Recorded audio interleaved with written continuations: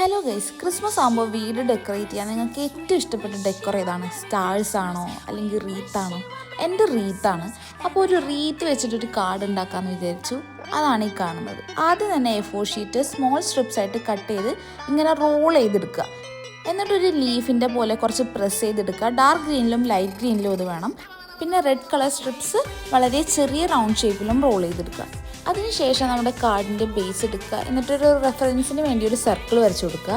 റീത്തിൽ flowers വരുന്ന പോലെ അവിടെ ഇവിടെ ആയിട്ട് റെഡ് കളർ പേപ്പർ റോൾ ഒട്ടിച്ചു കൊടുക്കുക.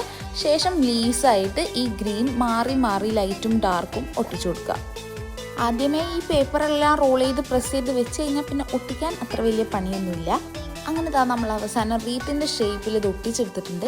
ഇനി കുറച്ച് ഭംഗി കൂട്ടാൻ വേണ്ടി പേപ്പർ തന്നെ റോൾ ചെയ്തിട്ട് നമുക്കൊരു ബോ പോലെ സെറ്റ് ചെയ്യാം. അപ്പോൾ അത്രേ ഉള്ളൂ ഗൈസ്, നമ്മുടെ സിമ്പിൾ ആൻഡ് ക്യൂട്ടായിട്ടുള്ള ക്രിസ്മസ് കാർഡ് ഡെക്കർ. എന്തായാലും ട്രൈ ചെയ്ത് നോക്കുക. Okay, by.